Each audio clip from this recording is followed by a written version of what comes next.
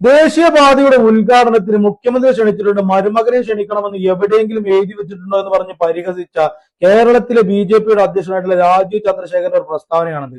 എടാ രാജീവ് ചന്ദ്രശേഖര, നീ മരുമകൻ എന്ന് പറഞ്ഞ് കളിയാക്കിയ ആൾ തന്നെയാണ് കേരളത്തിന്റെ പൊതുമരാമത്ത് മന്ത്രി. ആ പൊതുമരാമത്ത് മന്ത്രിക്ക് ആ വേദിയിൽ ഇരിക്കാനുള്ള യോഗ്യത ഉണ്ടോ ഇല്ലയോ എന്ന് നീ പോയി ഒന്ന് ആദ്യം അന്വേഷിച്ച് നോക്ക്. പിന്നെ നിന്റെ കൂടെയും നിന്റെ തലതൊട്ട നേതാക്കന്മാരുടെ കൂടെയും മോദിയുടെ കൂടെയും വേദി പങ്കിടാനുള്ള ആഗ്രഹം കൊണ്ടൊന്നല്ല ഇതിനെതിരെ വിമർശനങ്ങളായിട്ട് കേരളത്തിലുള്ള മൊത്തം ജനത വന്നത്. ഈ കേരളത്തിലുള്ള ദേശീയപാതയ്ക്കായിട്ട് സ്ഥലം ഏറ്റെടുക്കാനും അതിന്റെ ഫണ്ടിനായിട്ടും ഒരുപാട് പ്രവർത്തനങ്ങൾ ചെയ്തിട്ടുണ്ട് കേരള സർക്കാരും കേരള ജനതയും. അതായത് നീ മനസ്സിലാക്കുക. അല്ലാതെ നീ പോയി നിന്റെ പ്രസ്ഥാനം പോയിട്ട് മൊത്തമായിട്ട് കൊണ്ടുവന്ന് ദേശീയപാത കേരളത്തിനായിട്ട് കൊടുത്തോന്നല്ല.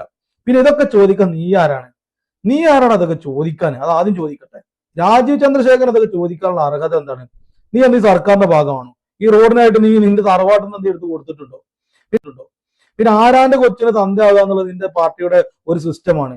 ഈ റോഡ് ഇങ്ങനെ കഷ്ടപ്പെട്ടുണ്ടാക്കി ഇപ്പൊ ലാസ്റ്റ് പറയും മൊത്തം കേന്ദ്ര സർക്കാരിന്റെ ഫണ്ടാണെന്ന് പറയും. അതിപ്പോ സ്വാതന്ത്ര്യ സമര സേനാനികളൊക്കെ വെട്ടിച്ചുരുക്കിയിട്ട് നിങ്ങൾക്ക് ഇഷ്ടമുള്ളവന്മാരെ കുറെ കുത്തി തിരികെ കയറ്റിയിട്ടുണ്ടല്ലോ.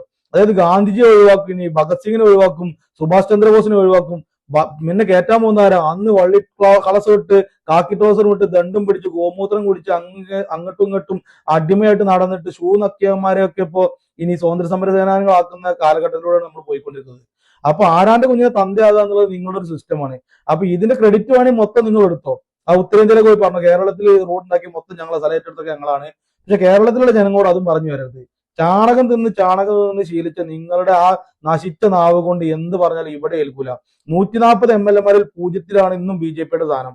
അപ്പൊ ഇനിയും അങ്ങോട്ട് ആ സ്ഥാനത്തിൽ തന്നെ ഉറച്ചു നിൽക്കേണ്ടി വരും. കേരളത്തിലുള്ള ജനങ്ങൾക്ക് നിങ്ങളെ നന്നായിട്ട് അറിയാം. അതുകൊണ്ട് ഇതുപോലുള്ള തേർഡ് റേറ്റ് പൊളിറ്റിക്സ്